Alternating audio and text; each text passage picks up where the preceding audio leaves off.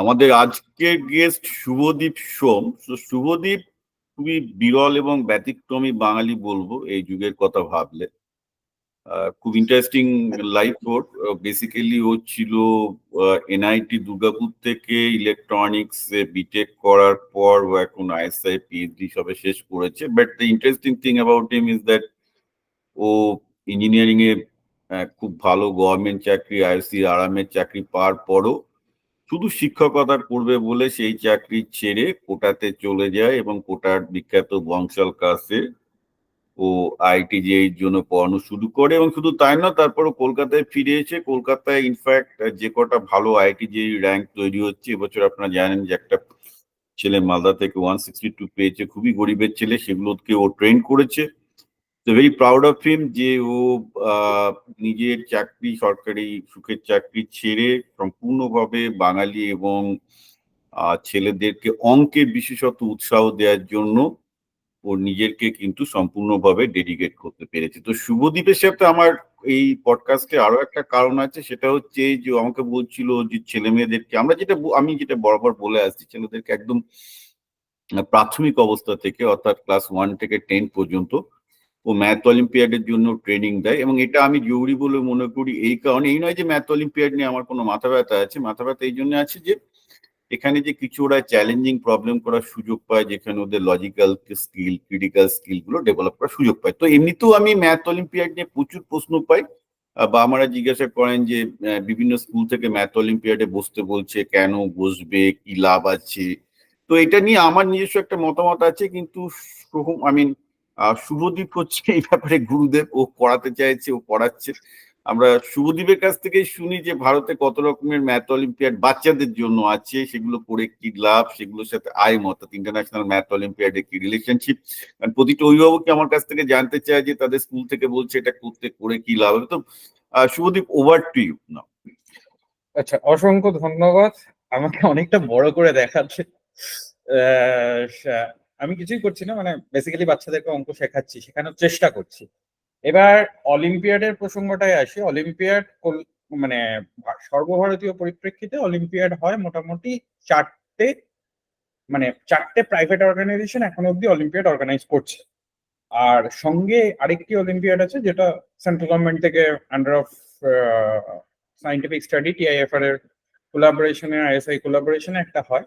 সেটাকে আমরা সবাই জানি, সেটা প্রিআরএমও, আরএমও, আইওকিউএম, অনেকগুলো নাম আছে। সেইখান থেকে আমরা বেসিক্যালি ইন্ডিয়ান টিম আমরা ইন্টারন্যাশনাল লেভেলে পাঠানো হয়।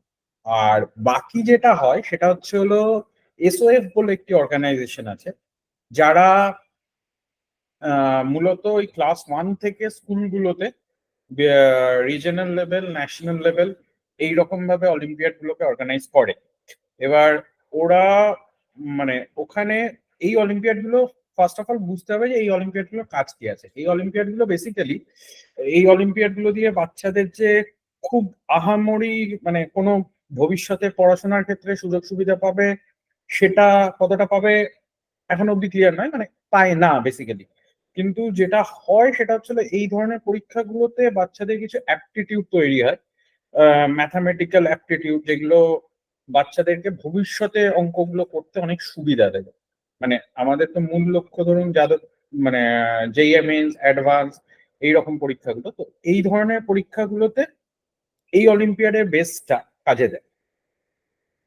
হ্যাঁ, তো শুভদীপ, আমি যেটুকু তার মানে অভিভাবকদেরকে বলতে, যদি তোমার কাজটাকে আমি যদি সংক্ষিপ্ত করে দিই, ব্যাপারটা হলো এইরকম যে দেখুন, এই আমাদের ইউএসএ তে অ্যাকচুয়ালি লাভ আছে। ইউএসএ তে অ্যাকচুয়ালি আমাদের এখানে দুটো স্ট্যান্ডার্ড অলিম্পিয়াড আছে, সেগুলো ইউনিভার্সিটিতে ভর্তি হওয়ার সময় সেখানে মেডেল পেলে কাজে আসে। আমার মনে হয় ভারতে একমাত্র আইএসআই ইন্টারভিউতে হয়তো সেটা কাজে আসতে পারে, কিন্তু আদারওয়াইজ ইন্ডিয়াতে তাকে আইএসআই এর ইন্টারভিউতে কিন্তু এসওএফ এর অলিম্পিয়াডের মেডেল কোনো কাজে লাগে না। আচ্ছা, মানে কিন্তু এবার আইএমও তো কিন্তু মেন যেটা এবার যদি কোনো বাচ্চা আইএনএমও কোয়ালিফাই করে, মানে প্রিআরএমও কোয়ালিফাই করলো, আরএমও কোয়ালিফাই করলো, তারপর ক্যাম্পে গেল, তারপরে যখন ও আইএনএমও তে পার্টিসিপেটও করছে, সেক্ষেত্রে ওর একদম ডাইরেক্ট আইএসআই তে মানে একটা একটা একদম মানে রিটেনটা খুব একটা দরকার পড়ে না, মানে ইউজুয়ালি সেটা ভ্যারি করে। রাইট রাইট রাইট আমি যেটা বলতে চাইছি সেটা হচ্ছে এই যে মাস স্কিল, আমাদের প্রশ্ন হচ্ছে ক্লাস 1 থেকে 10 একটা ছেলে মেয়ে অলিম্পিয়াড কেন করবে। এটা আমি একটু সামারি দিয়ে দিই 2 লাইনে, আমার নিজের অভিজ্ঞতা দিয়ে বলি। অ্যাকচুয়ালি ম্যাথসটাকে অধিকাংশ একটা লোকে আর কি ফিজিক্স, কেমিস্ট্রি, জিওগ্রাফি, হিস্ট্রির মতো একটা সাবজেক্ট হিসেবে ভাবে, কিন্তু এটা একদম ম্যাথসটাকে ওইভাবে ভাবাটাই উচিত না। এটা আমি বারবার করে বলে আসছি। ম্যাথামেটিক্সটা ভীষণ গুরুত্বপূর্ণ এই জন্যই যে ম্যাথামেটিক্স সাবজেক্টে মার্কস পেতে হবে, এটাই লোকে বুঝতে পারে না। ম্যাথামেটিক্সটা গুরুত্বপূর্ণ এই জন্য যে ছোটবেলায় ক্লাস 1 থেকে বিশেষ করে ক্লাস 8 পর্যন্ত যে কটা সাবজেক্ট পড়ছে তার মধ্যে ম্যাথই হচ্ছে একমাত্র সাবজেক্ট যেখানে ও পারিপার্শ্বিক বাস্তবতাটা যা দেখছে, অর্থাৎ একটা বেচা কেনা হচ্ছে বা একটা জিওমেট্রিক প্যাটার্ন দেখতে পাচ্ছে, সেই বাস্তবতাটাকে ধরা শেখানো হচ্ছে যে এই বাস্তবতাটাকে কি করে একটা ল্যাঙ্গুয়েজে করে প্রবলেমটাকে সলভ করতে হয়, রাইট? এবং সেটাকে একটা লজিক্যাল বেস বানাতে হয়। তো অনেকগুলো ব্যাপার আছে। একটা হচ্ছে অ্যাবস্ট্রাক্ট চিন্তাধারা, যার মধ্যে সিম্বলিজম আসবে, অর্থাৎ একটা জিনিসকে দেখলাম সেটা কি করে, কারণ 1 2 3 4 যাই বলি না কেন এগুলো সিম্বল, অ্যালজেব্রায় যা করি সেগুলো সিম্বল। তো মেন সমস্যাটা হচ্ছে এই যে অধিকাংশ লোকজন আমাকে বলে যে স্যার আমরা তো বিটেকে করার পর সফটওয়্যার প্রোগ্রামিং করছি, এখানে অ্যালগোরিদম করছি, আর তো জীবনে ম্যাথসটা লাগলো না। না, অনেক ব্যাংকের পিওনের দুঃখ থাকে, স্যার ম্যাথামেটিক্স অনেক শিখলাম এমএসসি করে। আসলে ব্যাপারটা তো নয়। ব্যাপারটা হচ্ছে কি যে ম্যাথসটা শিখলে কিছু ব্রেনের স্কিল ডেভেলপ করছে, logical skill, symbolic abstraction skill. এই স্কিলগুলো ডেভেলপ করার জন্য কি হচ্ছে, তারা কিন্তু ভবিষ্যতে সে যখন ফিজিক্স, কেমিস্ট্রি, বায়োলজি যাই পড়ুক না কেন, সায়েন্স, আমি হিস্ট্রির ক্ষেত্রে একই কথা বলবো, তারা ওই লজিক্যাল স্কিলগুলো, সিম্বলিজম গুলো খুব গুরুত্বপূর্ণ। ওগুলো না ধরতে পারলে ভবিষ্যতে কিন্তু তারা সায়েন্স সাবজেক্ট গুলোকে ক্লাস 8 পর্যন্ত যদি কারোর ম্যাথের ওই জিনিসগুলো ডেভেলপ না করে, আনফর্চুনেটলি সেগুলো করছে না যেহেতু ওরা খুব মুখস্থ করছে, সেহেতু একদম পরবর্তীকালে এরা কিন্তু ফিজিক্স, কেমিস্ট্রি মুখস্থ করা শুরু করে দিচ্ছে, যেহেতু ওই ম্যাথসের বেসটাই তৈরি হচ্ছে না। তো ক্লাস 1 থেকে এইটা আমি অলিম্পিয়াডের জন্য এই জন্য ছেলে মেয়েদেরকে উৎসাহিত করবো যে যাতে তারা একটা লজিক্যাল বেস, অ্যাবস্ট্রাকশন বেসটা তৈরি করতে পারে, যেটা কিন্তু ক্লাসের অঙ্ক করে হচ্ছে না, কারণ ক্লাসের অঙ্ক ওরা মুখস্থ করে পাস করিয়ে দিচ্ছি, সো ইটস নট এনাফ। তো এর জন্য আমাদের একটা জীবন জীবিকাতে অলরেডি আমরা শেখাচ্ছি। তো তার থেকেও ভালো যারা আরেকটু টাফ ম্যাথামেটিক্যাল চ্যালেঞ্জ মানে ফেস করতে চাইছে, আরো বেশি গ্রুম করতে চাইছে, আমার ধারণা তাদের জন্য ম্যাথ অলিম্পিয়াড খুব ভালো হবে। তো এবার শুভদীপ, এবার বলো যে তুমি যে মানে প্রাইমারি স্কুল বা মিডল স্কুল বা হাই স্কুলে যে যে তুমি যে ম্যাথ অলিম্পিয়াডের কথা বলছো, সেখানে এক্স্যাক্টলি ম্যাথের কি কি স্কিল গুলো তুমি শেখাতে চাইছো বা শেখাও? ম্যাথসে আমি প্রথম যে জিনিসটার উপর জোর দিই, মানে আমি কলকাতায় আসার পরে এবং কোটাতে থাকা অবস্থাতে আমি যে জিনিসটা ফিল করেছিলাম, বাচ্চাদের সবচেয়ে বড় প্রবলেম যেটা আছে, মানে এটা আমাদের পুরো ম্যাথসের সিলেবাসের প্রবলেম, সেটা হচ্ছে আমাদের এখানে নাম্বার সিস্টেম যে বস্তুটা, সেই জিনিসটাকে কোনো পড়ানোই হয় না। অথচ নাম্বার সিস্টেম না পড়লে একটা বাচ্চা কাউন্টিংটা কিভাবে হচ্ছে, কেন 9 আসার পরে কেন আমরা 10-এ শিফট করছি ডেসিমেলে, বা আমরা যদি অক্টালে যাই সেক্ষেত্রে 8-এর 7-এর পরে কেন আমরা 10-এ যাচ্ছি, এই জায়গাগুলো যদি ক্লিয়ার হয় বাচ্চাদের কাছে, বাচ্চাদের পক্ষে মানে ভিজিবিলিটিটা বাড়বে। তারপরে যেটা আসে সেটা হচ্ছে জিওমেট্রি। জিওমেট্রিতে অনেক রকম ছোটখাটো সমস্যা আছে, মানে ইউক্লিডিয়ান জিওমেট্রি যদি ধরি, অ্যাক্সিয়াম, প্রস্টিবিউট কি জিনিস, সেই জায়গাটায় খুব একটা বাচ্চাদের কাছে ক্লিয়ার ভিউ নেই, বাচ্চারা বোঝে না, বাচ্চারা থিওরাম মুখস্থ করে। আগে একটা ওয়েস্ট বেঙ্গল বোর্ডে একটা প্লাস পয়েন্ট ছিল, সেটা হচ্ছে রাইডার বলে একটা জিনিস হতো, যেটা এখন প্রায় অবসলিউট হয়ে গেছে। মানে রাইডারও বইয়ে যে কটা দেওয়া থাকে ওখান থেকেই পরীক্ষায় আসছে। তো বাচ্চাদের সেই থট প্রসেসটা ডেভেলপ হচ্ছে না। তো আমার মেইন লক্ষ্য থাকে সেটা হচ্ছে প্রথমে এবার এবার আসি, আমি একটু অন্যভাবে যাই। এবার যদি আমি ফোকাসটা রাখি ইনমোটাকে, ইনমো বা পিআরএমও, আইওকিউএম, এই জায়গাটায় যদি ফোকাস রাখি, ইনমো আইওকিউএম এ যেটা হয় সেটা হচ্ছে ওখানে অলিম্পিয়াডের সিলেবাসটা বেসিক্যালি 5টা চ্যাপ্টার বা 6টা চ্যাপ্টার, ইলাবোরেটলি বলতে গেলে 6টা চ্যাপ্টার থাকে। সেখানে হচ্ছে নাম্বার সিস্টেম খুব ইম্পর্টেন্ট একটা জায়গা প্লে করে। তারপরে যেটা আসে সেটা হচ্ছে কম্বিনেট্রনিক্স। এবার কম্বিনেট্রনিক্স কি জিনিস, এই জায়গাটা নিয়ে অনেকের মধ্যে কনফিউশন আছে। ওখানে যেটা আসে, কম্বিনেট্রনিক্স মানে পারমুটেশন কম্বিনেশনের বেসিকটা, পারমুটেশন কম্বিনেশনের অ্যাডভান্স, এবং তার সঙ্গে প্রবাবিলিটি জুড়ে থাকে। তারপরে যেটা আসে সেটা হচ্ছে থিওরি অফ ইকুয়েশন। সেখানে পলিনোমিয়াল, মাল্টিনোমিয়াল, কোয়াড্রেটিক ইকুয়েশন সব একসাথে জুড়ে যায়। আর তারপরে আসে জিওমেট্রি। জিওমেট্রিতে ভয়ঙ্কর শক্ত শক্ত কিছু অ্যাপটিটিউড বেস কোয়েশ্চেন থাকে। এবার সেই কোয়েশ্চেন গুলো ক্রিয়েট করার জন্য তাদের কাছে ভিজুয়ালাইজেশনটা খুব ক্লিয়ার থাকতে হবে। মানে একটা শেপ, কখন আমি 1 ডাইমেনশন যাচ্ছি, কখন ওটা 2 ডাইমেনশনে গেলে কি হচ্ছে, কখন ওটা 3 ডাইমেনশন থেকে 2 ডাইমেনশনে রিডিউস থেকে সেখান থেকে 1 ডাইমেনশনে আসা, এইরকম জিনিসগুলোকে নিয়ে একটু বাচ্চাদেরকে ঘাটাটা দরকার। তাতে কি হয়, বাচ্চাদের ভেতরে স্কিলস গুলো বাড়ে। এটা একটা কথা। আর 2 নম্বর কথা, আরেকটা পরীক্ষার কথা আমি উল্লেখ করব, সেটা হচ্ছে এনএসসিজেএস বলে একটা পরীক্ষা হয়, যেটা ক্লাস 7-এ একটা বাচ্চা অ্যাপিয়ার করতে পারে, অনলি 7ই পাবে। সেখানে ফিজিক্স, কেমিস্ট্রি, ম্যাথস, বায়োলজির উপরে একটু পরীক্ষাটা হয়, এবং পরীক্ষাটা স্ট্যান্ডার্ড যদি আমি বলতে যাই, সেটা মোটামুটি মোরাললেস যেই অ্যাডভান্সের কাছাকাছি। মানে এটা খুব আন্ডার রেটেড একটা পরীক্ষা, বাচ্চাদের কাছে সেইভাবে অ্যাওয়ারনেস নেই, গার্জেনরাও খুব একটা জানে না। তো এই একটা পরীক্ষা আছে। আমি কি স্যার আরো কিছু পরীক্ষাগুলোকে ডিসকাস করব? মানে হ্যাঁ, তুমি বলো, আমি নিজেও জানি না, আমি শুনছি, কারণ আমি আচ্ছা, নিজেই আউট অফ টাচ এসব ব্যাপারে, টু বি অনেস্ট। আমি শুনছি, আমি এরপর তোমার সাথে অ্যাড করবো, কারণ আমি বাচ্চাদেরকে রাইডার শেখাতে গিয়ে, নাম্বার সিস্টেম শেখাতে গিয়ে তুমি যেগুলো বললে, আমি সবগুলোই লাস্ট 1 বছর ধরে শেখানোর চেষ্টা করছি। আমার নিজের কিছু বিচিত্র অভিজ্ঞতা তোমার সাথে শেয়ার করতে চাই। না, সবচেয়ে আমার যেটা অভিজ্ঞতা, একটা খুব ভয়ঙ্কর অভিজ্ঞতা আছে, সেটা হচ্ছে মানে আমার কাছে একটি গার্জেন কয়েকদিন আগেই ফোন করেছিল। ভদ্রমহিলা আমাকে বললো যে আমার ছেলে না অ্যাস্ট্রোলজি নিয়ে পড়তে চায়। তার আগে বলেছেন উনি, বেসিক্যালি যেটা বলেছিলেন সেটা বেসিক্যালি অ্যাস্ট্রোনমি, ঠিক আছে, ওই মহাকাশ বিজ্ঞান নিয়ে পড়তে চায়, তারপরে সেটা অ্যাস্ট্রোলজি হলো। অ্যাস্ট্রোলজিটা মানে আজকাল গার্জেনদের কাছে অ্যাস্ট্রোলজি, অ্যাস্ট্রোনমি, অ্যাস্ট্রোফিজিক্স, এই তিনটে যে আলাদা আলাদা সেগমেন্ট, সেটাই ক্লিয়ার না। মানে না দেখো, গার্জেনরা অভিজ্ঞতা, অভিভাবক বা পেরেন্টের যে অজ্ঞতা আছে, এটা কিন্তু অনেক পেরেন্টরা স্বীকার করেও নেয়, কারণ তারা জানে, দেখো এটা পশ্চিমবঙ্গের পরিপ্রেক্ষিতে এটা স্বীকার করতে হবে যে পশ্চিমবঙ্গের রাজনৈতিক ইতিহাসের জন্য গত 50 বছরের থেকে এ রাজ্য থেকে সমস্ত মেধাবী লোকজন বেরিয়ে গেছে। যেসব অভিভাবকরা পড়ে রয়েছে তারা তো শিখবে, অন্যান্য তাদের আরো যে কজন মেধাবী ভালো অভিভাবক, তো সেই সেই ডিফিউশন অফ নলেজটা তো পশ্চিমবঙ্গে সম্ভব নয় না। আজকে যেটা ধরো আমাদের সময় কিছুটা হলেও ছিল যে আশেপাশে 2-4টে অভিভাবক পাওয়া যেত যারা হয়তো মেধাবী ছিল, তারা বাবা মাদের ট্রেন করতো। এখন পশ্চিমবঙ্গে সেটা সম্ভব না, যেহেতু সমস্ত মেধাবীরাই রাজ্য ছেড়ে চলে গেছে, তো এটা আরো আমরা আবার লিমিট করছি। তো আরো ফলে পশ্চিম অভিভাবকদের কাছ থেকে যে অভিভাবকরা ছাত্রছাত্রীদের কেরিয়ার নিয়ে জানবে যে কি করা উচিত, এটা কিন্তু নাম্বার ওয়ান ভাবা উচিত না। নাম্বার টু হচ্ছে, আমি এটা আমেরিকার পরিপ্রেক্ষিতেও বলছি, যে আমি যে ডিস্ট্রিক্টে থাকি সেই ডিস্ট্রিক্টে সব প্রচুর পিএইচডি থাকে, এখানেও কিন্তু অভিভাবকদের মধ্যে এই ধরনের অশিক্ষা কুশিক্ষা থাকে। তার একটা বড় কারণ হচ্ছে কি, যে পৃথিবীটা যে দ্রুত বদলে যাচ্ছে, এবং তার জন্য আমাদের সময় যে এডুকেশন আর এখনকার সময় যে এডুকেশনটা আলাদা হওয়া উচিত, এটা কিন্তু অনেক লোকে বুঝতে পারছে না। যেমন ধরো আমাদের সময় হয়তো ম্যাথামেটিক্স এর যে সিলেবাস ছিল, সেখানে অঙ্কে 100 পাতা তাও কিছুটা মিনিং হতো, যে ঠিক আছে যেহেতু তুমি রাইডারটা করেছো, কিছু সিস্টেম অফ ইকুয়েশন সলভ করছো, নাম্বার থিওরি তখনও ছিল না, কিন্তু তবুও ওই রাইডারটা করার জন্য কিছু একটা শিখতো লোকে, যার উপর একটা কিছুটা বেস তৈরি হতো। আজকের দিনে একটা ছেলে যে অঙ্কে 100 পাচ্ছে, তার কোনো ম্যাথসে বেসই তৈরি হয়নি, ইউজলেস কমপ্লিটলি। মানে ওইটা কেন যে রেখেছে আমি এক্সামটা আমি জানি না।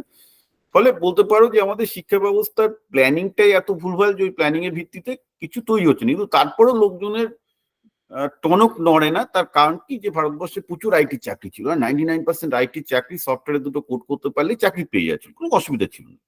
আজকে কিন্তু সেটা হচ্ছে না, কারণ আইটি যে জবগুলো ভারতবর্ষে ছিল কোনো রকমের মেনটেন্যান্স কোডিং, খুব লো লেভেল কোডিং এর জব, সেটা কিন্তু উঠে যাচ্ছে, সেটা এআই পুরোপুরি খেয়ে নিচ্ছে। এবার নেক্সট লেভেলের যে সফটওয়্যার প্রোগ্রামিং এর লাগে, যেখানে তোমার সিস্টেম ভিজুয়ালাইজেশন, আজকে একটা ছেলে যদি সিস্টেম ভিজুয়াল, তুমি জানো, তুমি নিজেই যেহেতু মেশিন লার্নিং এ পিএইচডি করেছো, তার সিস্টেম ভিজুয়ালাইজেশন কি, একটা ডেটা সিস্টেমে বিভিন্ন জায়গা থেকে ডেটা আসছে, ডেটা সেখানে ক্রাঞ্চ হচ্ছে, তুমি ডেটাকে কম্প্রেস করছো বা সেখান থেকে মেটা ডেটা তৈরি করে অন্য জায়গায় দিচ্ছ। এটা একটা প্রসেস, এটা খুব ফিজিক্স এর মতো ব্যাপার আমার কাছে লাগে। একদম একদম এই যে ভিজুয়ালাইজেশন, এই যে ছবি আঁকা ভিজুয়ালাইজেশনটা, এই যে অ্যাবস্ট্রাকশনটা, এটা আগে দরকার ছিল না ভারতের আইটি চাকরিতে। আমি তো বলেছি, ভারতের আইটি চাকরিতে 99% দরকার ছিল না। আমি যেহেতু আইটিতে কাজ করে দেখেছি যে বেসিক্যালি যারা ভারতে ইভেন এই আর্কিটেকচার লেভেলে কাজ করে, তারা বুঝতে পারতো না। আমাকে ইনফ্যাক্ট এত ভোগানো ভুগিয়েছে, বেশ কিছু $1 মিলিয়ন লোকসান করে বুঝিয়েছে এগুলো ইউরোপিয়ান বা জার্মানদের দিয়ে আমাকে করাতে হবে, ভারতের লোকজন পারছে না করতে।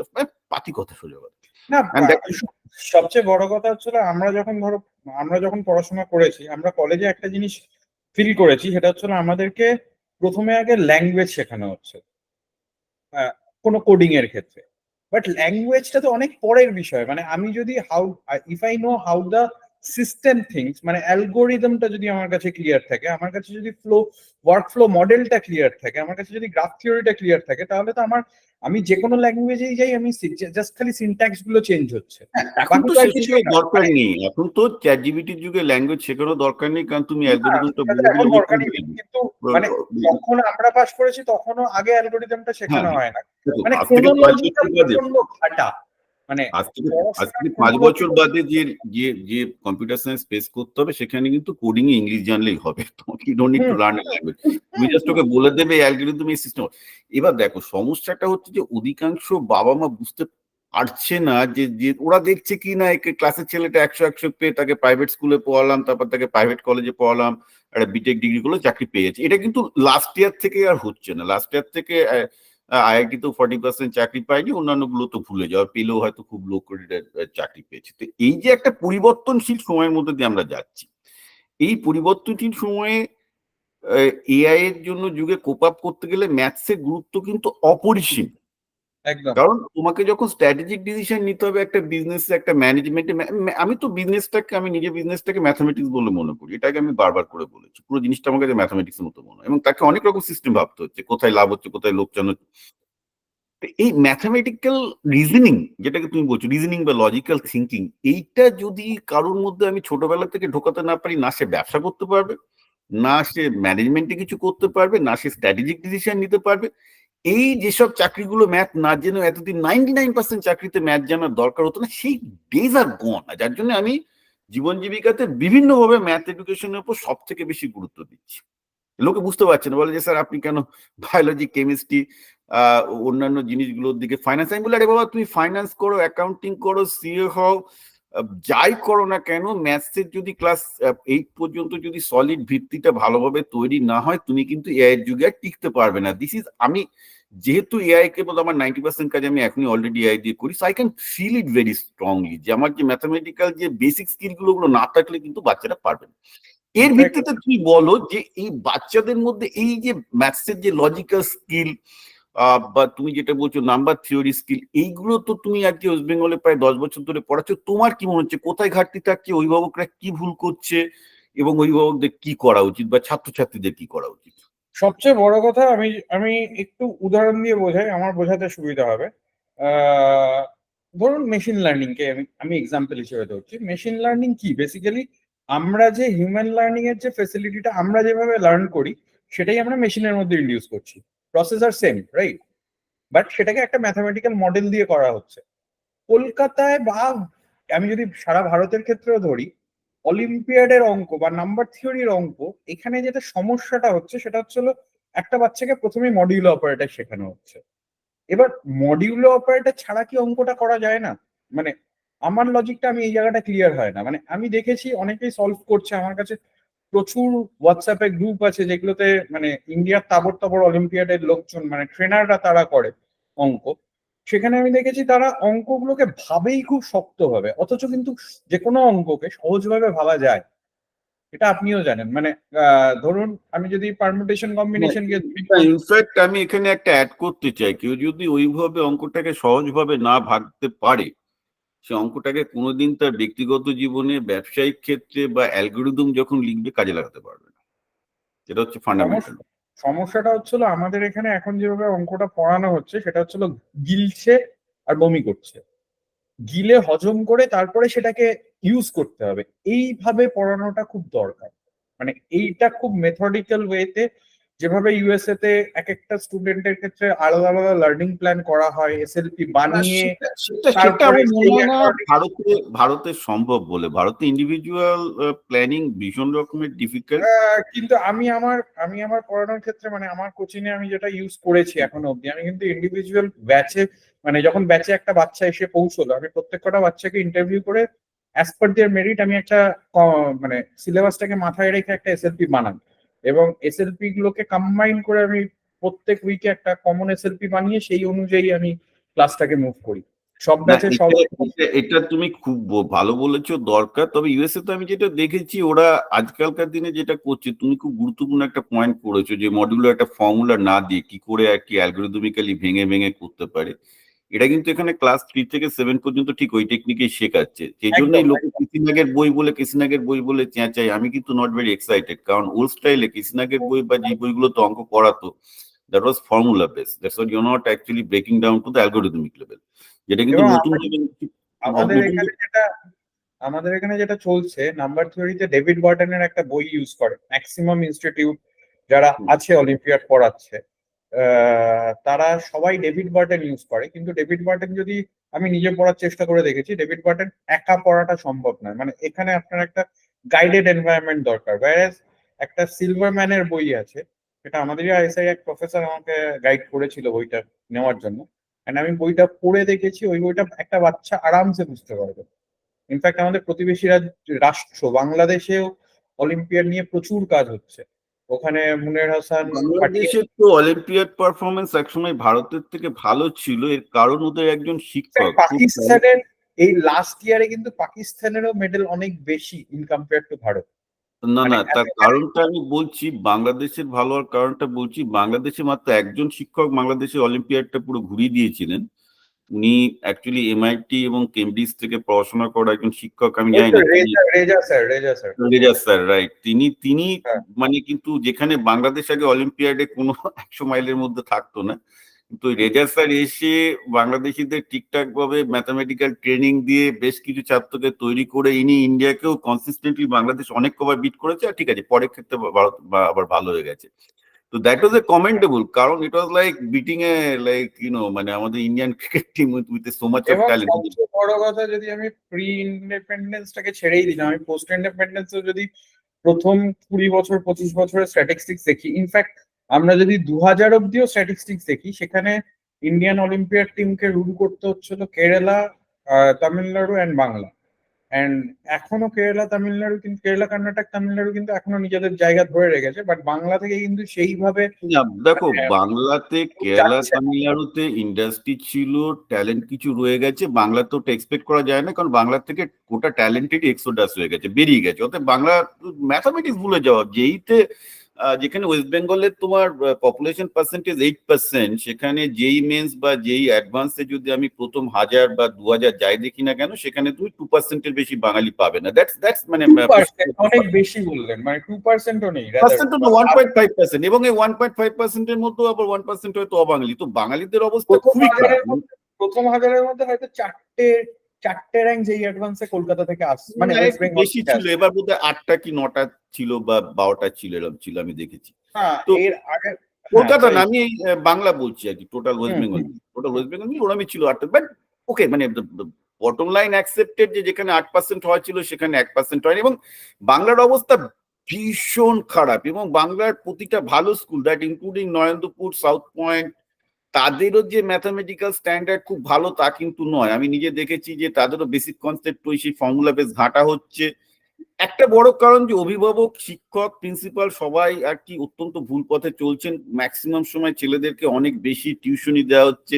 কেউ কেমিস্ট্রি 5টা টিউটর রাখছে, কেউ ম্যাথসের 3টে টিউটর রাখছে, যেখানে অ্যাকচুয়ালি হাসার কিছু নেই। তুমি তো নিজে জানো, নরেন্দ্রপুরের ছিলে, তুমি তো আমার থেকে কালচারটা বেটার জানো যে কি কি দুর্ভাগা অবস্থায় ছাত্রগুলো পড়ে গেছে। আর ওইভাবে এতগুলো টিচার গুলিয়ে কি কাউকে ছাত্র তৈরি করা যায় নাকি? হ্যাঁ, যেখানে আচ্ছা, তুমি এই যে ছেলেটা মালদা থেকে 160 বলে তোমারই স্টুডেন্ট ছিল, অভিজিৎ, কি নাম না, অভিজিৎ? অভিজিৎ, ভুলে গেছি স্যার, ওর সারনেমটা ভুলে গেছি। হ্যাঁ, ও 164 র্যাঙ্ক পেলো, যার অ্যাকচুয়ালি মানে বোধহয় বাবা মারা গেছে, মা বোধহয় বাবা মারা যায়নি, ওর বাবা মাকে ছেড়ে চলে গেছে। ওর হ্যাঁ, মা পাগল, মানে এই right, বাচ্চা মা পাগল বাচ্চা চলে গেছে, দাদুর কাছে মানুষ হচ্ছিল। দাদুর কাছে মানুষ হচ্ছে, মাও থাকে ওর কাছে। এবং হ্যাঁ, ও মানে ও এবং ও যেটা দাদু হচ্ছে একটা টোটো চালক, রাইট? টোটো হ্যাঁ, তো চালক, কিছু তার চাষের ছেলে জমি আছে। অল ইন্ডিয়াতে 164 র্যাঙ্ক করেছে, ওয়েস্ট বেঙ্গলের মধ্যে বোধহয় থার্ড কি ফোর্থ হয়েছে। তার কি ফোর্থ হয়েছে। তো তার ব্যাপারে তো তুমি জানো, তুমি বলো যে বেসিক্যালি, কারণ তা নাহলে জনগণ কনফিডেন্স পাবে না। কারণ জনগণের ধারণা যত বেশি শিক্ষক, যত বেশি টাকা পাম্প করবে, তত বেশি রেজাল্ট আসবে। মানে এটা হচ্ছে তো রবীন্দ্রনাথের কোথার মুখে যত পড়ে গুজে বই দাও। আমি আমি আমি আরো কয়েকটা ছেলের এক্সাম্পল দিচ্ছি। এটা তো ধরুন আন্ডার প্রিভিলেজড এর একটা এক্সাম্পল। আমি আরেকটি ছেলের এক্সাম্পল দিই। সেই ছেলেটির মানে ঘটনাটি 4-5 বছর আগের ঘটনা। আমি বোম্বে থেকে ফিরছি, ওর বাবার সাথে আমার ফ্লাইটে আলাপ হয়। ছেলেটি প্রবাসী বাঙালি, মানে বোম্বেতেই থাকে, সিদ্ধান্ত বলে। সিদ্ধান্তের অল ইন্ডিয়া র্যাঙ্ক ছিল খুব সম্ভবত 24, যেই মেন অ্যাডভান্সে, ঠিক আছে। ও কিন্তু মানে ব্যাপারটা হচ্ছিল, একটা জায়গায় গার্জেনদেরকে বুঝতে হবে, ম্যাথস, সত্যি কথা বলতে ম্যাথস একটা ভাবনা তৈরি করার সাবজেক্ট। মানে এখানে থিঙ্কিং তৈরি করার জায়গা। এবার আমি যদি থট প্রসেসটাকে খুব সহজ না করি বাচ্চাদের কাছে, সবচেয়ে বড়, আমি একটা অন্যরকম এক্সাম্পল ইউজ করি, সুবিধা হবে বুঝতে। মানে আমরা প্রবলেম সামস তো দেখতে পাই, মানে যেখানে স্টেটমেন্ট থাকে। বাচ্চাদের কাছে এই জায়গাটা ক্লিয়ার নয় যে কোয়েশ্চেনটাকে পড়তে হয় কিভাবে, কোয়েশ্চেনটাকে অ্যাপ্রোচ করতে হয় কিভাবে। মানে আমরা ছোটবেলায় পড়েছিলাম যে পাঞ্চুয়েশন ইংলিশে, এবার ম্যাথসের কোয়েশ্চেনেও তো পাঞ্চুয়েশন থাকে। এবার পাঞ্চুয়েশন ধরে ধরে যদি আপনি ডেটাটাকে লিখে নেন, তারপরে আপনার কাছে যে সেটেড ভ্যালুস গুলো আছে বা সেটেড যেগুলো ফর্মুলাস গুলো আছে সেইগুলোকে যদি ইউজ করেও আপনি ম্যানিপুলেট করেন, তাহলেও কিন্তু অঙ্কটা নেমে যাবে। কিন্তু এই যে যে সহজ যে স্ট্রাকচারটা, মানে স্টেপ বাই স্টেপ নামাটা, এটাই বাচ্চাদের কাছে ক্লিয়ার নয়। মানে বাচ্চারা প্রথমেই পুরো অঙ্কটা পড়ে ফেলে, পুরো অঙ্কটা পড়ে কিন্তু ঘাটে। এই যে যে ছোট ছোট যে জিনিসগুলো, ভাবনা চিন্তা তৈরি করার বিষয়টা, আমি সবসময় গার্জেনদেরকে যেটা বলি, মানে এটা নিয়ে আমার সঙ্গে একটা সময় সাউথ পয়েন্টের গার্জেনদের প্রচন্ড তুলকালাম ঝগড়া হয়েছে।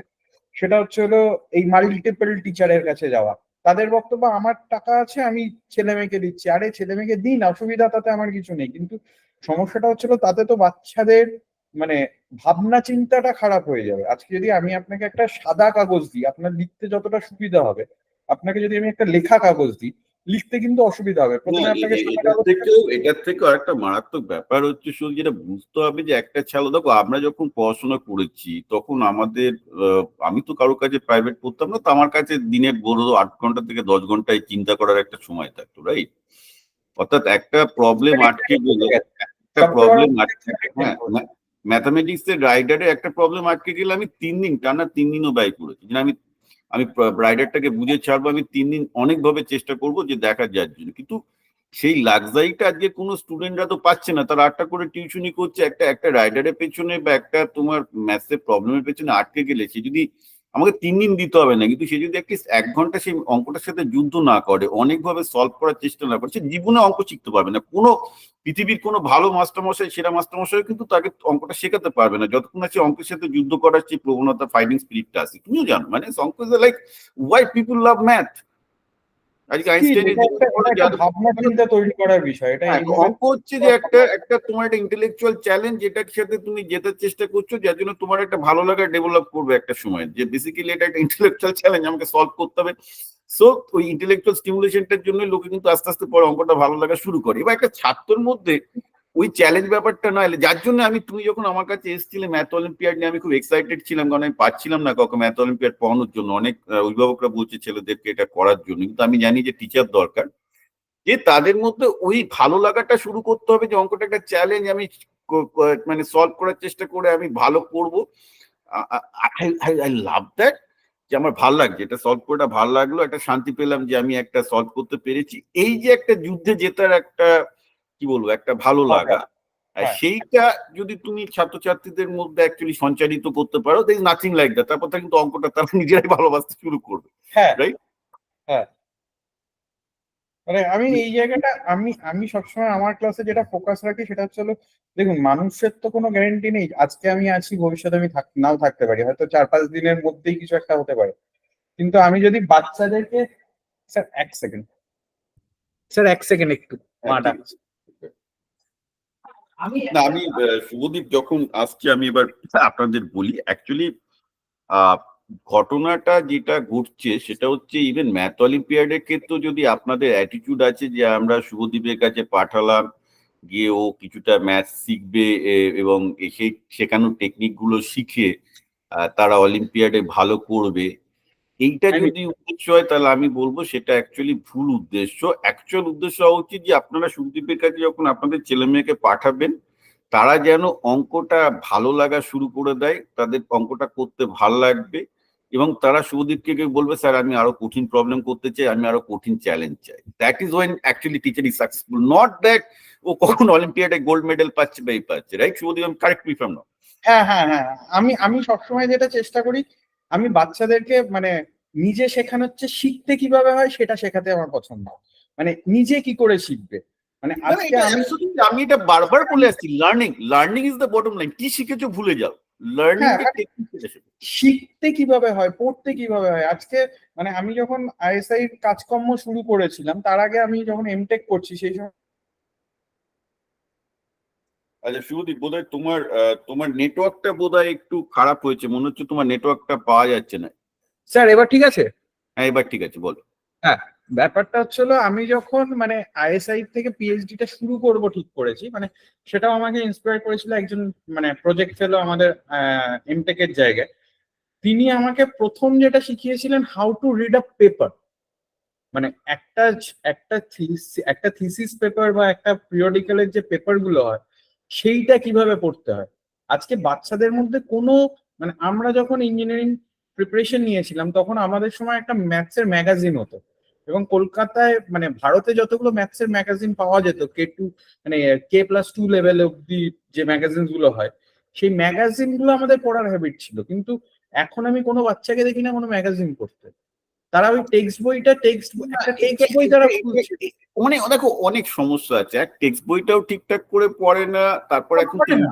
ইউটিউব থেকে যে হেল্প নিতে হবে সেটাও পাচ্ছে না ঠিকঠাক করে করতে। কারণ বেসিক্যালি দেখো প্রথমে একটা শেখার পদ্ধতি কি, তুমি যে শেখাবে ফার্স্ট হচ্ছে চিন্তা, right? Everything start from the brain. আগে নিজেকে চিন্তা করে একটা চিত্রকল্প, একটা ছবিটা আঁকতে হবে যে আমি হুম। কি করছি। ছবিটা আঁকতে গিয়ে তুমি স্টার্ট করলে ABCD করে, যদি তুমি আটকে যাও তুমি বই দেখো, ইউটিউব দেখো, যা খুশি গুগল করো দেখো। কিন্তু আজকে তো ওটা না, আজকে হচ্ছে একটা অঙ্করা পারপার জাম করে আছে, এখানে এ আর এখানে বি, এখানে বসিয়ে এটা বসাতে হবে, এটা বসাতে হবে, মুখস্থ করেছি পরীক্ষার জন্য, এটা হয়ে গেল, আমি অঙ্কটা হয়ে গেল, মিটে গেল, রাইট? তো এটা তো এই অ্যাটিটিউডটা ভীষণ রকমের ক্ষতিকর। এই অ্যাটিটিউডটা অ্যাকচুয়ালি আমেরিকাতেও আছে, এখানেও যেহেতু মাল্টিপল চয়েস কোশ্চেন আমার নিজের ছেলেও সাফার করেছে, আমি তাকে বুঝিয়ে বোঝাতে পারিনি। আবার এখানে তো আমার ছেলেদের কিছু বলা যায় না। তারপর সে আমার ছেলে মানে বহু কষ্টে পরবর্তীকালে হাই স্কুলে এসে বুঝিয়েছে, যেহেতু বেশ খারাপ হয়ে গেছে পরবর্তীকালে, মানে যখন তাকে ইলেকট্রোম্যাগনেটিক থিওরি বা মেকানিক্স যখন পিক আপ করতে হচ্ছে, ফিজিক্সের বা পোস্ট ক্যালকুলাস এপি করতে হচ্ছে, তখন গিয়ে ঝাড় খাচ্ছে, কারণ বেসিক কনসেপ্ট গুলো ক্লিয়ার হয়। তখন আমাকে আর প্রথম থেকে বোঝাতে হচ্ছে, বলে তুই তো ক্লাস 3-4 এই জিনিসগুলো শিখিস না, এখন এগুলো কি করে শিখিস? এইটা আমি দেখতে পাচ্ছি এখানে ওয়েস্ট বেঙ্গলের সমস্ত ছেলেদের মধ্যে সে একই প্রবলেম। তারা তারা মানে ক্লাস 3-4 থেকে ভাবছে অঙ্কে 100 পেয়ে আসছে, এটা যে বুঝতে পারছে না যে অঙ্কে 100 পাওয়াটার কোনো মানে হয় না। They learn nothing on that things, right? এই ব্যাপারটা আমি তো আউটরাইট বলে দিচ্ছি যে I don't care like who you are, তুমি নরেন্দ্রপুরের হও বা সাউথ পয়েন্টের হও, তুমি অঙ্কে 100 পেলেও আই ডোন্ট কেয়ার যে ইউ লার্ন সামথিং, কারণ আমি জানি কি হচ্ছে সেখানে। তো এই ব্যাপারটা আস্তে আস্তে গার্জেনরা বুঝতে পারছে, কিন্তু এতদিন হয়তো তারা গুরুত্ব দেয়নি, কারণ তোমাকে যেটা বললাম যে আইটির জব প্রচুর অ্যাভেলেবল ছিল, সি ডিড নট ম্যাটার। আজকে কিন্তু আমরা সেই জায়গায় শুভদীপ চলে এসেছি যেখানে যদি কেউ অঙ্কের রিজনিং এবং লজিককে ইগনোর করে তার পক্ষে কেরিয়ারে দাঁড়ানো সম্ভব নয়। না ফাইন্যান্সিয়াল ম্যানেজমেন্টে সে যদি যায় ম্যানেজমেন্টে, সেটা এটা হবে না, বিকজ পিপল নিড স্ট্র্যাটেজি। হ্যাঁ, তো যার জন্য অঙ্কটাকে আমরা গুরুত্ব দিচ্ছি। এবার লাস্ট একটা তোমাকে জিজ্ঞেস করি, তুমি তো কোটাতে ছিলে, বংশাল ক্লাসে ছিলে, তো এটা বলো যে কোটার সাফল্যের কারণ কি, একটু বাকিরা শুরু, যে কোটা কি করছে আর আমাদের ছেলে মেয়েরা একদম ক্লাস 1 থেকে বলো কি করছে না যার জন্য এরা পারছে না, আমরা পিছিয়ে গেছি। দেখুন, আমাদের কোটায় সবচেয়ে যেটা হতো, মানে আমি যে সময় কোটায় বিলং করতাম সেখানে কিন্তু কোটায় তৈরি করা হতো। এখন টু সাম এক্সটেন্ট কোটায় প্রডিউস করা হয়। মানে তৈরি আর প্রডিউসের মধ্যে ডিফারেন্সটা যদি বলতে হয়, আমি একটু আমার শুরুর দিকে এক্সপিরিয়েন্স বলি। আমি যখন 2010-এ প্রথম যাই কোটায়, আমাকে রীতিমতো মানে আমাদের যেটা সিস্টেম ছিল সেটা হচ্ছিল, তুমি যখন অ্যাজ আ ফ্রেশার্স জয়েন করছো, you have to be stay with the student, you can stay separate. আমাদেরকে ব্যাচেলার্সদেরকে সবাইকে স্টুডেন্টদের সাথে হোস্টেলে থাকতে হতো। 24টা ঘন্টা আমরা ওদের সাথে কাটাতাম প্রায়, মানে ঘুমোতে যাওয়াটুকু টাইমটুকু আমাদের কাছে থাকতো, বাকি টাইমটা আমাদের ওদের সাথেই কাটাতে হতো, ওদের সাথে খেলাধুলো, মানে পুরো জিনিসটাকে। মানে আমি আপনার সাথে ভবিষ্যতে একটা জিনিস শেয়ার করব, আমাদের বানসাল ক্লাসেস থেকে একটা জিনিস বানানো হয়েছিল, মানে পুরো 24 মানে বেসিক্যালি তো 2 বছরের প্রিপারেশন হিসেব মতো। মানে সেখানে কতক্ষণ অসুস্থ হচ্ছে, কতক্ষণ বাথরুমে লাগছে, কতক্ষণ তোমার স্নানে লাগছে, কতক্ষণ তোমার খাওয়ায় লাগছে, এফেক্টিভলি তোমার কাছে পড়াশোনার জন্য কতটুকু টাইম থাকছে, সেটা একদম চার্টিক্যাল মানে গ্রাফিক্যাল রিপ্রেজেন্টেশন করা হয়েছিল। এবং দ্যাট ইজ আ মানে এই লেভেলের থটস গুলো চলতো তখন। যেটা করা হতো বাচ্চাদেরকে, মানে আমি আমি যে জায়গাটা ফিল করেছি কোটায় সবচেয়ে বড় যেটা প্লাস পয়েন্ট সেটা ছিল, মানে শুনতে অনেকের খারাপ লাগবে, guardian intervention is zero. That is the first plus point.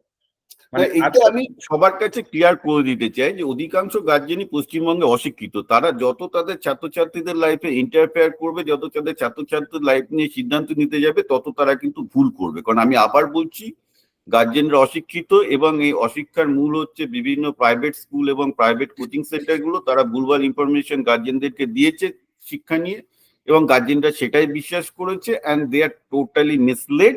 সুতরাং আমি অভিভাবকদের দোষ দেবো না, fact is that totally misled about education. মিসলিডিংটা বড় ফ্যাক্টর। এবার আসি আমি কলকাতায় প্রবলেমটা কোথায় হচ্ছে।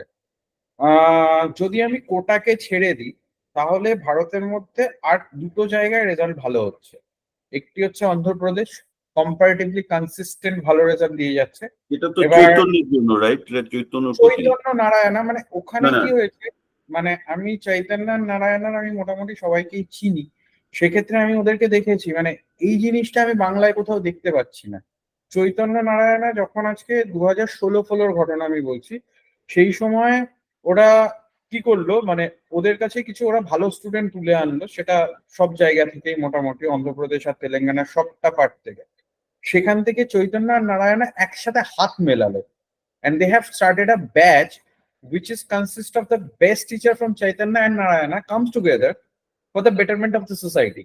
আজকে কিন্তু কলকাতায় বসে, কলকাতার যে ইনস্টিটিউট গুলো আছে যেগুলো কলকাতা থেকে তৈরি হয়েছে, তারা কিন্তু দুটো ইনস্টিটিউট না, একসাথে আমরা কিন্তু সেটাই চেষ্টা করছি। আমি চেষ্টা করছি যে কলকাতায় যে কটা এখনো পর্যন্ত ম্যাথ, ফিজিক্স, কেমিস্ট্রি ভালো টিচার পড়ে আছে, আমি তাদেরকে জীবন জীবিকার সাথে যুক্ত করার চেষ্টা করছি, যাতে একটা কনস্ট্যান্ট আমরা, কারণ আমরা তো নন প্রফিট, আমরা তো ওইভাবে বিজনেস করছি না।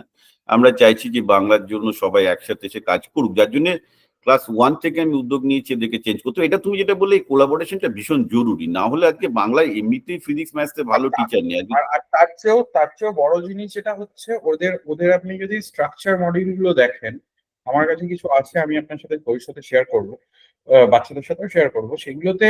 মানে দেখুন, একটা জিনিস বুঝতে হবে, মানে প্রত্যেক বাংলা, মানে ওয়েস্ট বেঙ্গলে কিন্তু, ভারতে কিন্তু 28টা রাজ্য, এবং 28টা রাজ্যর মধ্যে যদি আমি জাতিগতভাবে দেখি, মোটামুটি 20টা থেকে 25টা জাতি মেজরিটি।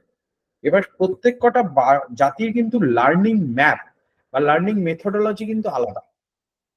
এবার আমরা সিবিএসসি টাকে ফলো করতে হবে, এখানে টার্মিনোলজি সেটা, কিন্তু সিবিএসসি টা ফলো করেও আন্ধ্রাতে ওরা নিজস্ব একটা স্টাডি প্ল্যান বানিয়ে রেখেছে, যেটা হয়তো স্কেলিটনটা সিবিএসসি, কিন্তু বাকি পুরোটা ওদের মাইন্ড রাইট রাইট। বানানো। এটা আমি বারবার গার্জেনদেরকে বলেছি, CBSE, ICSE, West Bengal board আমাদের সময় ম্যাটার করতো না। ম্যাটার করতো যে কোনোদিনই ম্যাটার করে না, কোনোদিনই ম্যাটার করতো না। তুমি যদি আইআইটি যাই হোক না কেন, তোমাকে নিজের মতো করে প্রিপারেশন নিতে হবে, নিজের মতো করে স্টাডি করতে হবে। আচ্ছা, এখানে তোমাকে আমি একটা গুরুত্বপূর্ণ জিনিস জানিয়ে রাখি, যেটা আমি লাস্ট 1 বছরে খুব ফেস করছি।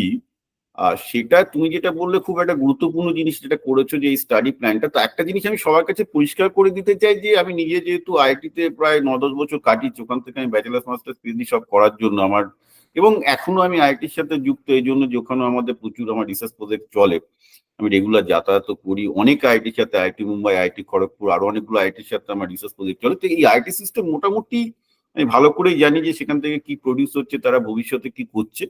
সেই ভিত্তিতে আমি একটা কথা বলবো, যে আইআইটিতে পাওয়াটাও আমি শেষ লক্ষ্য বলে আমি মনে করি।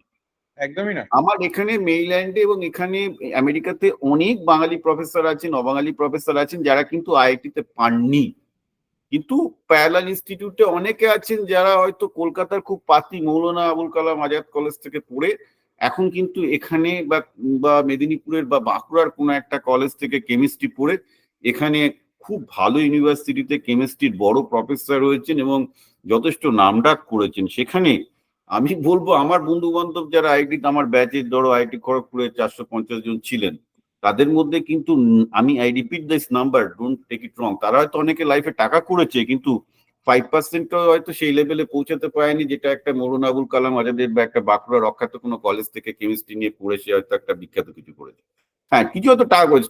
সুতরাং আইআইটিতে না পেলেই যে জীবন শেষ হয়ে গেল এটা কিন্তু নয়। There are lot of otherwise people can, mathematics হোক, ফিজিক্স হোক, কেমিস্ট্রি হোক, বায়োলজি হোক, আজকে কিন্তু রিসার্চের যুগে সেই অপশন খুলে দিয়েছে। কারোর যদি বেসিক কনসেপ্ট ভালো থাকে, তার যদি প্যাশন জন্মায়, আগ্রহ জন্মায়, কৌতূহল জন্মায়। আরো একটা জিনিস আমি বারবার করে বলি, যে সায়েন্টিস্ট হতে গেলে কৌতূহলটা দরকার, কৌতূহল দরকার, যে কেন এটা হচ্ছে, কেন এটা হচ্ছে। এইগুলো যাদের মধ্যে বেশি জন্মেছে, যারা এই ব্যাপারটাতে প্যাশনেটলি পার্সু করেছে, তারা কিন্তু পরবর্তীকালে 95%, আমি 5% আইটিআন বলছি না, ইটস নট অ্যান অ্যানোমালি, 95% আইটিআন এর থেকে লাইফে ভালো করেছে। তো এইটাও আমি সবাইকে বলতে চাই যে this is not the end of the life. আমি এই জন্য আমি ম্যাথমেটিক্স বারবার করে বলি, নট ফর আইআইটি জেই, এই যে তাদের যে বেসিক এবং লজিক্যাল সেন্সটা তৈরি হবে, ভালো লাগা তৈরি হবে, ভালোবাসা তৈরি হবে, that will carry them forward for a মানে much longer and long term game. একদম একদম, এটা দরকার, এটা দরকার, এটা সবার আগে দরকার। মানে ভালোবাসাটা তৈরি যতক্ষণ না এবার হচ্ছে। এবার সুদীপ, আমি একটু কতগুলো কাজের কথা বলে দিই, যাতে হ্যাঁ, সবাই sure. যেসব যেসব বাবা মারা তোমার কাছে ছেলে মেয়েদের পাঠাবে ম্যাথ অলিম্পিয়াড, এবং আমি আবার বলছি যে আমাদের অলরেডি ক্লাস 1 থেকে 12 পর্যন্ত আমাদের প্রোগ্রাম আছে, যেটা ডক্টর দেবাশিস বর্মন দেখেন, যেটা রেগুলার আইটি যের জন্য, এবং আমরা একটা তৈরি করছি। আমরা এর বাইরে তোমার প্রোগ্রামে যেটা হবে, আমি ধরে নিচ্ছি যারা যেসব ছেলেমেয়েরা আসবে তারা ম্যাথ অলিম্পিয়াডে ভালো করার জন্য আপাতত করছে, তারা কিছু জটিল এবং কঠিন প্রবলেম শিখতে চায়, এবং এবং আমরা আবার যেটা বলবো যে প্রবলেম সহজভাবে শেখাবো, আর জটিল শক্তভাবে না। আরো বেশি, কারণ সত্যি কথা বলতে কি আমাদের যেটা এখন ম্যাথ প্রোগ্রাম চলছে সেখানে কিন্তু এটা একটা জেনারেল স্টুডেন্টের জন্য, সেখানে আমাদের প্রায় 500-600 স্টুডেন্ট আছে, এবং আমাদের এটা খুব ভালো চলছে, এবং যারা অ্যাকচুয়ালি ম্যাথসে ইন্টারেস্ট পায় না, ভালো করছে না, ক্লাসে হয়তো 100 বলে বুঝছিল না, তাদের অনেকটা উপকারে এসছে। এবার তোমার কাছে আমি চেষ্টা করবো যে তাদের মধ্যে যে ভালো ছেলেগুলো তৈরি হচ্ছে, বা এখানে যেগুলো ভালো ছেলেগুলো আছে, তারা যাতে আরো ভালো হতে পারে ম্যাথামেটিক্সে, এবং অ্যাকচুয়ালি সেই সেই সেই সেই গাইডেন্স বা কোচিংটা পাই। এবং তোমাকে সবার প্রথমে ধন্যবাদ জানাই এই কাজটাই এগিয়ে আসার জন্য, কারণ আমার তো একটা স্বপ্ন ছিল, এটা বুঝতে পারছিলাম বাঙালিদের মধ্যে একটা ধস নেমেছে, এবং সবচেয়ে মজার ব্যাপার যে বাঙালি অভিভাবকরা বসে আছে, তাদের বোঝারই সামর্থ্য নেই যে ধস নেমেছে। হ্যাঁ, তো সেটা আর একটা ব্যাপার। নিজেই বুঝছে না, সমস্যা এটা।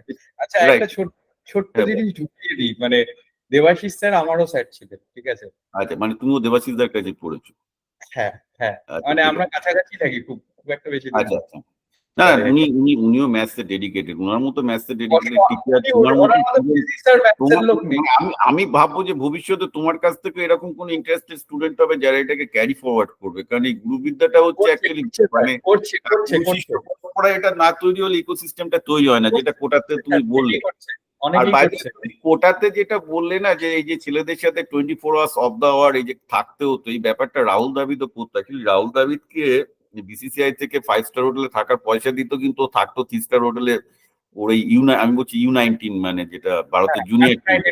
হ্যাঁ, হ্যাঁ, তো রাহুল দ্রাবিড় ওই একই কথা বলেছিল যে আমি কোচ, আমি যদি ওদের সাথে 24/7 না থাকি, আমি ওদেরকে অফ দ্য ফিল্ড নাহলে আমি বুঝতে পারবো না। তো একদম। একটা একটা একটা ছেলেকে, এইটা একটা তুমি কিন্তু খুব ভালো বলেছো। আমাদের নরেন্দ্রপুরে হোস্টেলে একটা সুবিধা ছিল অফ দ্য ফিল্ড, মানে পড়াশোনার বাইরেও একটা ছেলের বাইরেটাও কিন্তু খুব ইম্পর্টেন্ট, যেটা বোঝা যায় যে সে ছেলেটাকে কিভাবে মোল্ড করবে, যেটা অ্যাকচুয়ালি হচ্ছে কি এইসব অভিভাবকদের ক্ষেত্রে আমরা তো বুঝতে পারছি না যে ছেলেটা বাকি সময়টা কিভাবে কাটাচ্ছে, তার তার তার মোটিভেশন লেভেলটা থাকছে কিনা, তার মানসিক গঠনটা সেইভাবে ইন্সপায়ারিং হচ্ছে কিনা, সে কি খাওয়া দাওয়া করছে, এগুলো খুবই গুরুত্বপূর্ণ, বা সে এক্সারসাইজ করছে কিনা, যেটা ম্যাক্সিমাম ছেলে পেলে করে না, তো বোঝে না যে এক্সারসাইজটা ভীষণ ইম্পর্টেন্ট। খেলাধুলোটা বন্ধ হয়ে গেছে তো, সবচেয়ে বড় কথা হচ্ছে খেলাধুলো নেই আজকাল। হ্যাঁ, না সেটা মারাত্মক, যার জন্য আমরা জীবন জীবিকাতে, আমি জানি খেলাধুলা করবে না, আমরা বাইরে তোমাকে বলে রাখি, আমাদের জীবন জীবিকাতে সকালবেলায় আর সন্ধ্যাবেলায় অ্যাকচুয়ালি যোগ ব্যায়ামের ক্লাস হয় অনলাইন, আমি দেখেছি। ঠিকাদার নিচ্ছে। আমি বলছি ভাই, ওটা সবার কাছে আমি শুরু করেছিলাম, কারণ আমি জানি যে ওদেরকে আর কিছু করানো যাবে না, অন্তত 8 ঘন্টা যোগ ব্যায়াম বা প্রাণায়াম করলে নাই মামার থেকে কানা মামা ভালো, কারণ ওইটুকু না করলে অ্যাকচুয়ালি যেটুকু পড়াশোনার চাপ সেটুকু নিতে পারবে না। It is all well understood, কিন্তু এরা বোঝে না। তো ঠিক আরেকটা আছে। জায়গায় বল। দরকার, সেটা হচ্ছিল মানে বাঙালির মতো করে, মানে বাংলার মতো করে কিছু কন্টেন্ট রেডি করাটা খুব দরকার। মানে হুম। এইটা না হলে কিন্তু আমরা ভয়ঙ্কর সমস্যার দিকে না, যাবো, যে সমস্যা। অ্যাবসলিউটলি না, সেই জন্যই ধরো দেবাশিস দা বা দেবাশিস দার টিম প্রায় অলরেডি, বা আমি নিজেও, আমার নিজেও দেখবে ম্যাথসের লেকচার আছে প্রায় 40টা আমি তৈরি আমি করেছি। দেখেছি, আমি দেখেছি, আমি দেখেছি। তো করছি, দেবাশিস দা করছে করছে এখন মুশকিল হচ্ছে কি আরো ভালোভাবে করা যেত ইনফোগ্রাফিক্স দিয়ে, সেটা সম্ভব হচ্ছে না, বিকজ টাইম বা টাকার অভাব আছে। কিন্তু অ্যাটলিস্ট ছেলেটা একটা বসলে বুঝে যাবে যে কি হচ্ছে। আমি তো কালকেও রাইডার শেখাচ্ছিলাম কি করতে হয়। দেবাশিস স্যারের একটা ডায়েরি আছে, আমরা ছোটবেলা থেকে দেখেছি। মানে আমি রিসেন্টলিও স্যারের বাড়িতে 2 বছর আগে গেছিলাম, বা একদিন ব্রেকফাস্টে দেখেছিল স্যার, একটা ডায়েরি আছে। ওই ডায়েরিটা হচ্ছে হলো খনি।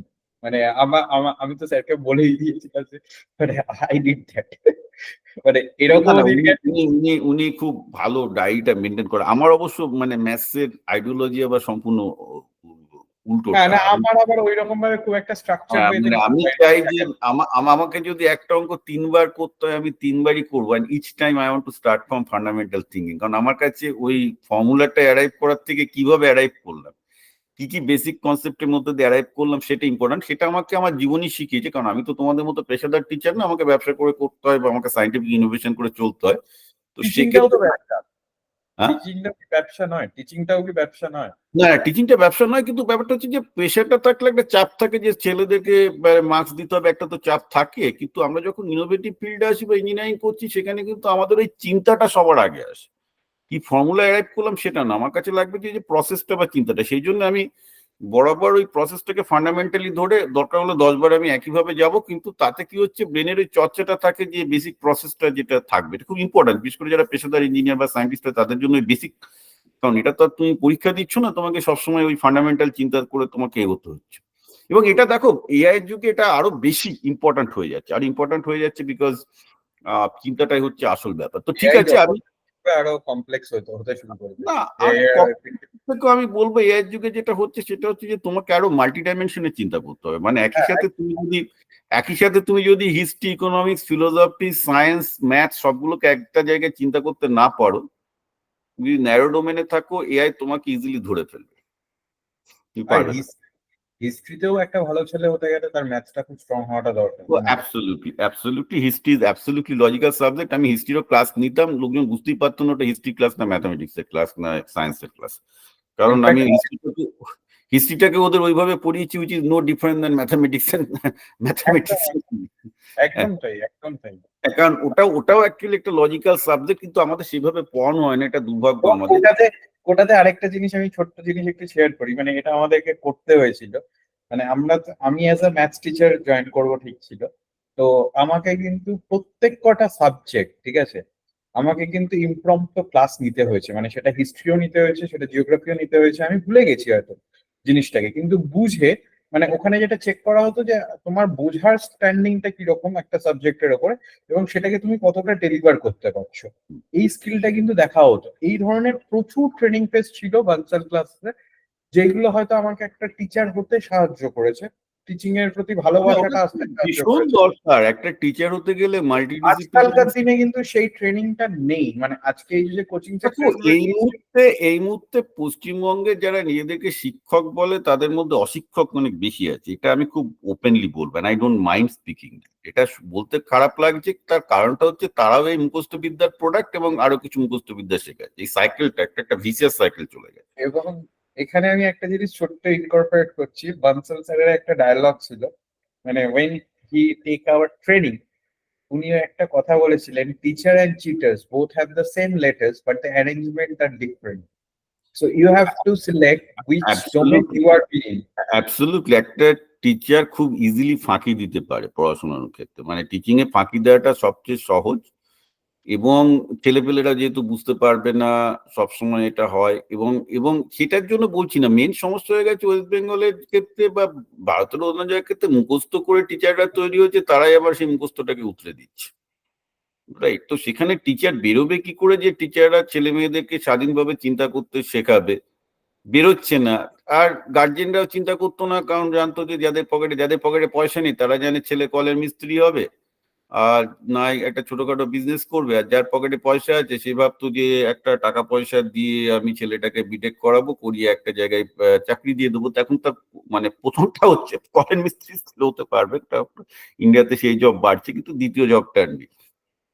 ওই ওই ওই বিটেক একটা ডিগ্রি দিয়ে দিলাম ছেলেটাকে, একটা ভালো জায়গা থেকে বিটেক ডিগ্রি করিয়ে দিলাম, করে টাকা চাচ্ছে করিয়ে দিলাম, প্রাইভেট স্কুল আছে ইংলিশ মিডিয়ামে পড়ালাম, করে একটা কোনো রকমের চাকরি পাইয়ে দিলাম, বিকজ সে একটা ইংলিশ জানে বা একটা 2 লাইন কোডিং শিখেছে। সেই ব্যাপারটা কিন্তু totally gone, it's gone from last year, I would say, যে এআই এর জন্য, একদম একদম। আর্টিফিশিয়াল ইন্টেলিজেন্স গন। সো ওই চিন্তাধারাটা থেকে বেরিয়ে আসতে হবে, এই হচ্ছে ব্যাপার। ঠিক আছে, থ্যাংক ইউ সুব্রত। আমরা তাহলে আমি এই ভিডিওটা অ্যাকচুয়ালি সবার কাছে প্রকাশ্য একটা করে ছোট্ট দেবো। জিনিস বলে শেষ করি, হ্যাঁ বল। একটা ছোট্ট জিনিস বলে শেষ করি। আমি একটা এটা পোস্টও করেছিলাম ফেসবুকে বহু বছর আগে। সেটা হচ্ছিল, আমাদের সময় মানে গার্জেনরা টিচারকে গিয়ে জিজ্ঞাসা করতো স্টুডেন্টরা ঠিকঠাক পড়াশোনা করছে কিনা। মানে আমার বাবাও করেছে, আপনার বাবাও করেছে হয়তো। এখন গার্জেনদের সাইকোলজিটা এসছে হচ্ছিল, টিচার স্টুডেন্টকে গিয়ে জিজ্ঞাসা করছে টিচারটা ঠিকঠাক পড়াতে পারে তো। এই ডিফারেন্সটা তৈরি হয়েছে। মানে এইটা কিন্তু একটা ভয়ঙ্কর বিষয়বস্তু। মানে আমার ছেলেটা একদিন পরে বুঝে যাচ্ছে যে সে টিচারটা পড়াতে না পারছে কি অ্যাকচুয়ালি পারছে দেখো, না। বাবা মার গুরুত্ব একটা ছেলে মেয়ের জীবনে অপরিসীম, এটা আমি নিজের জীবন দিয়ে একদম বুঝেছি। পরবর্তীকালে রাহুল দ্রাবিড়, তেন্ডুলকার এদের জীবন বা অন্যান্য সায়েন্টিস্টদের জীবন চর্চা করে বুঝেছি। আমি আমার বাবা মার কাছে বিশেষভাবে কৃতজ্ঞ, কারণ আমার বাবাকে যখন কোনো ম্যাথ বই কিনতে দিয়েছি, ম্যাথ বইটা তো অনেক উঁচু ক্লাসের, বাবা কোনোদিন না করেননি, আমার হাতে দিয়েছেন, দিয়ে বলছেন দেখ বাবা, নাম্বার সবাই পায়, চাকরি সবাই পায়, তুইও পাবি, ওগুলো দিয়ে কিছু হবে না। তুই যদি এই বইটা, তো অনেক কষ্ট করে হয়তো বইটা, এই নয় যে টাকা পয়সার ব্যাপার যে উনি অন্য জায়গা থেকে খুব মানে তো বইটা পাওয়া যেত না, অনেক খুঁজে কেটে আমাকে দিয়েছেন। তো কিন্তু দেখ ব্যাপারটা হচ্ছে এই যে তুই যদি শিখিস, হ্যাঁ, তোর চাকরিটা কাল চলে যেতে পারে, তোর ডিগ্রিটা কাল কাজে নাও লাগতে পারে, কিন্তু তুই যদি কিছু শিখে থাকিস অঙ্ক থেকে, সেটা কিন্তু তোকে তোর কাছ থেকে কেউ নিতে পারবে। একদম হ্যাঁ, এইটা বুঝতে হবে, মানে শেখার জন্য পড়াশোনাটা করা বলো যে দরকার। এইটা যে আমার ডিগ্রি নিয়ে নিতে পারে, সবাই অনেক কিছু নিয়ে নিতে পারে, কিন্তু আমার শেখাটা কিন্তু যে কেউ কাটতে পারবে না, এইটা যে রিয়ালাইজেশন, এটা বাই দ্য ওয়ে, এটা পরবর্তীকালে একটা মানে আরব দার্শনিক আল গাজালি, তার লাইফটা এরকম ছিল। তো সে আর কি প্রচন্ড বই পছন্দ করতো, তো একবার এক ডাকাতের সামনে পড়েছে। তো তার কাছে তখন ওইরকম 40-50টা বই নিয়ে সে একটা জায়গা থেকে অন্য জায়গায় যাচ্ছে। তো ডাকাতদের বলছে ভাই আমার কাছে তো কিছু নেই, আমার এই বইগুলো আমাকে দিয়ে দাও। তো বলছে যে তুমি কি এই বইগুলো সব পড়েছো? ডাকাতদের সর্দার জিজ্ঞেস করছে আল গাজালিকে, তুমি বইগুলো, বলে যে হ্যাঁ আমি তো সব বইগুলো পড়েছি। বলছে তুমি যদি বইগুলো পড়ে থাকো, যদি বইয়ের জিনিসগুলো তোমার মাথায় ঢুকে থাকে, তাহলে আমি 40টা বই নিই বা না নিই, তোমার কেন কিছু তোমার কষ্ট হচ্ছে? হ্যাঁ, হ্যাঁ, এবং আল গাজালি ওটা ওনার ব্যক্তিগত জীবনে উনি লিখেছিলেন, ইনি তো বিখ্যাত আরব দার্শনিক, বললেন যে ইট চেঞ্জ মাই মাইন্ড, যে বেসিক্যালি আলটিমেটলি আমার কাছে একমাত্র সম্পদ, আল গাজালি যেটা বুঝলেন, যে আমার কাছে একমাত্র সম্পদ যেটা কোনো ডাকাত, যেটা কোনো চোর, যেটা কোনো পলিটিক্স ছিনিয়ে নিয়ে যেতে পারবে না, সেটা হচ্ছে আমি নিজে। আমার আমাকে লার্নিং, আমি যেটা শিখেছি ওটা আমি করতে পারবো। তো দিস ওয়াজ একদম। A very great thing, but আমি ওটা পরবর্তীকালে রিয়েলাইজ করেছি যে এটা there in the domain, because the great people always thought about that. ঠিক আছে, যাই হোক, তাহলে তোমার সাথে হ্যাঁ, কথা বলে খুব ভালো লাগলো। আশা করি যে একটা আমরা তোমার কাছ থেকে ছাত্রছাত্রীর অনেক কিছু শিখবে। আমি একটা বাই দ্য ওয়ে এইটার সাথে একটা লেখা দিয়ে দেবো, একটা হোয়াটসঅ্যাপ গ্রুপ ক্রিয়েট করবো, যারা যারা গার্জেনরা ইচ্ছুক আর তারা ডেফিনেটলি সেই গ্রুপে জয়েন করবে। সেখান থেকে আমরা ঠিক করব যে ক্লাস 1 থেকে 4, 5 থেকে 8 কিভাবে ব্যাচ হবে, কত স্টুডেন্ট হবে, তারপর ভিত্তি করে আমরা শুরু করবো। আগে দেখি, মানে অলরেডি প্রচুর ছেলে পেলে ম্যাথ অলিম্পিয়াড করতে চাইছে, আগে দেখি কতজন সিরিয়াসলি ইন্টারেস্টেড, সেই ভিত্তিতে আমরা নেক্সট 15 আমরা কি থেকে। একটা আমরা কি একটা প্রত্যেকটা বাচ্চার একটা বেসিক, মানে তাদের সাথে কি একটা কথা বলে শুরু করা যায়, মানে প্রত্যেকটা হ্যাঁ, বাচ্চাকে সেটা তো যদি, করতেই হবে, সেটা তো করতেই হবে। কারণ ইন্ডিভিজুয়ালি একটা স্ক্রিনিং করে নেওয়াটা খুব দরকার, না না, মানে এর পরবর্তীকালে যেটা হবে, আমরা একটা গার্জেনদের সাথে একটা ওয়েবিনার করবো, এটা আমাদের একটা স্ট্যান্ডার্ড প্রসিডিউর, হ্যাঁ হ্যাঁ হ্যাঁ, যে যারা ভর্তি হবে তাদের কাছে করে তখন আমরা ব্যাপারটা ওটাকে সর্ট আউট করবো। ঠিক আছে, ঠিক আছে, ঠিক আছে, ঠিক আছে, whatever. Okay, thank thank you, thank thank you, nice to talk thank with you. Bye. হ্যাঁ, বাই।